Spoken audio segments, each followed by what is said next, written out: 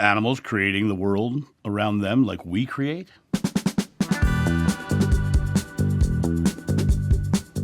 Hey guys, it's John here in the studio on another sunny, beautiful day, enjoying my broth on my mug warmer over here to the right, keeping my broth warm. I got a comment that came in on the channel, and I want to talk about it because I think it's a good one. And I'm just going to give you my personal perspective on this. Question is, what about animals? Are they also creators of their own world like us? Do the same rules apply to them as conscious beings as to us when it comes to loving and their journey in life and death? If you need to open up and go within to answer this question, you can. I don't need to open up to answer because I have a complete understanding of what I believe, and I think it completely is consistent with what I believe as well. You know, we as human conscious beings, we have this timeline, and this timeline for us has three parts: the past, the present, and the future. Past is the collection of present memories. The future is just a place where we set goals for the next moment, but the present is where we're conscious. Animals are a very different animal because animals, they don't have a future ahead of them. They live very present moment. They react to what's being presented to them. And they do have a past because they understand that certain things happen and they remember those things and they remember the present moment experience of what, they're not to do. So they remember things, but they don't necessarily, have this goal setting and achievements and all those things ahead of them like that. They see something, they see a weaker animal, they think food, and they attack. They see water, they think drink, and they drink. They're very, very present moment. They are conscious in a different way than we are. And in the physical world, they're kind of like part of nature. They're part of the trees, like the trees. The trees, if there's a harsh winter, they suffer. If there's, you can see the scars of a lightning strike on a tree because they carry that memory of that moment, and it's not like a conscious memory. They carry the results of that moment. So animals will shy away, but they're very, very, very present moment. And so they're just living in the flow of it. And the interesting part about that is that they'll come up to somebody who's afraid and they'll get defensive because they don't understand the fear, because they're feeling the fear.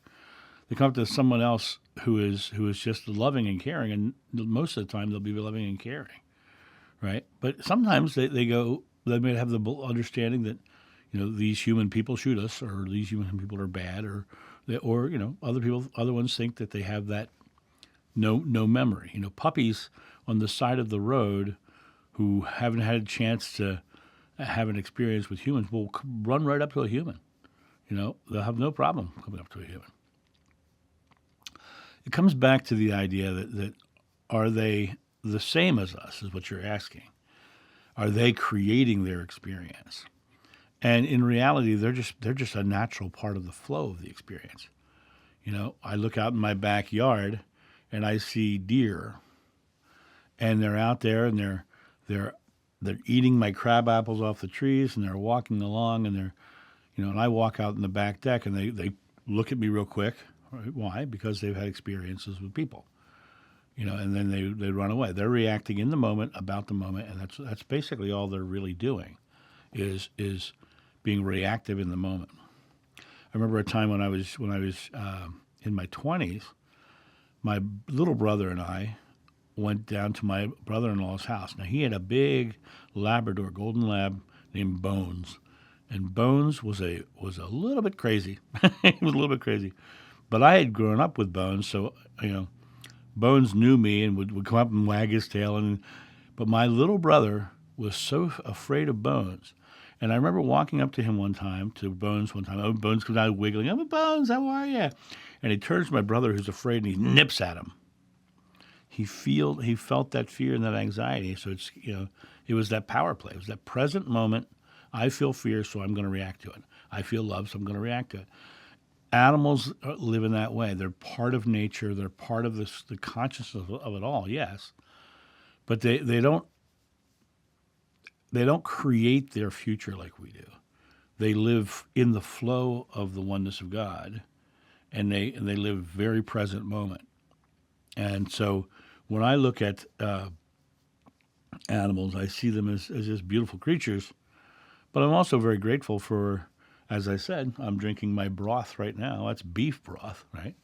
I'm not going down the route of vegetarianism because I don't believe that's our very nature. But I just understand that I am grateful for the animals who provide sustenance to me. They're part of our nature, part of our world.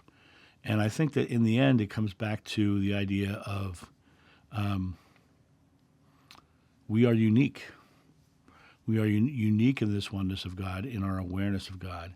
It's a little bit a different part of the evolutionary ladder to also be in not only the present, but understanding that the present is the creator of the future. That's a very different position than where the animals are, who are living very present and from the reactions of their past. So it's fascinating to me that this is, like I said, this is just my personal interpretation, my personal belief, but it has played out true in my life all the way along. So that's my take. You guys have a great day, and I'll talk to you soon. See ya.